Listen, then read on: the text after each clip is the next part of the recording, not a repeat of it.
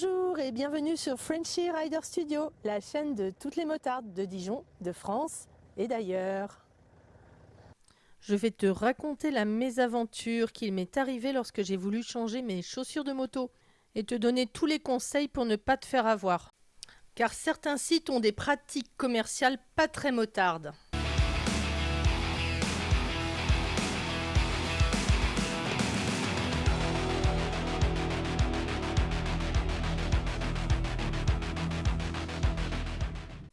Au mois de mai dernier, j'ai commandé une paire de chaussures de moto sur un site que je croyais sérieux et qui faisait pas mal de pubs.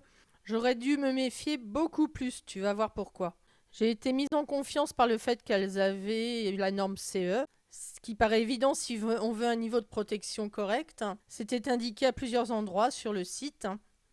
Le modèle me plaisait, alors allons-y. Alors déjà, pour des chaussures qui étaient censées être disponibles, elles sont arrivées dans un colis qui venait de Chine, après 3 semaines d'attente. J'ai tout de suite compris qu'il s'agissait de dropshipping, en voyant une étiquette collée sur une autre, ce qui a été confirmé lorsque j'ai retiré l'étiquette du dessus avec un sèche-cheveux. CN, c'est la Chine. C'est flagrant quand on voit l'emballage de toute façon.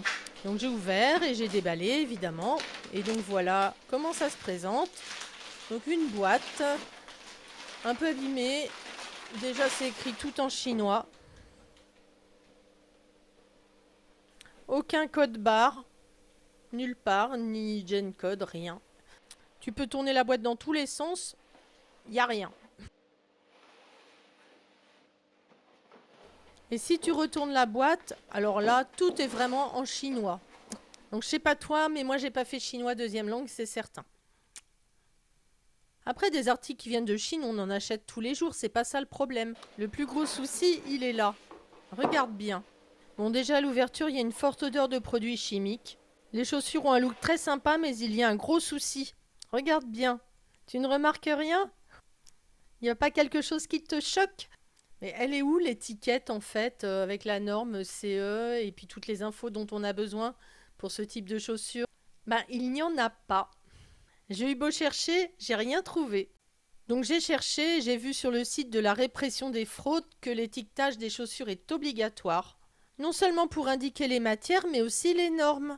En tant qu'équipement de protection individuelle, les chaussures de moto ont bien sûr une norme, tout comme les blousons, les gants, qui ont chacun leur norme également, c'est une obligation. Alors ces normes peuvent évoluer, mais elles sont toujours présentes et doivent être indiquées sur l'article qu'on achète.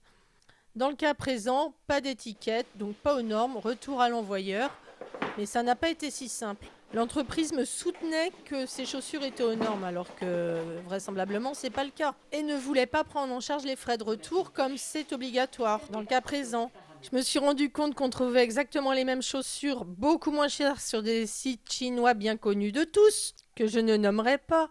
Tu peux constater la différence énorme de prix entre les sites dont je parle et celui sur lequel j'ai acheté. Mais dans l'absolu, c'est pas ça le plus grave. On ne peut pas vendre des articles non conformes. Donc j'ai fait un signalement sur Signal Conso, site officiel de la République française. Ça a été vraiment très simple, hein, franchement.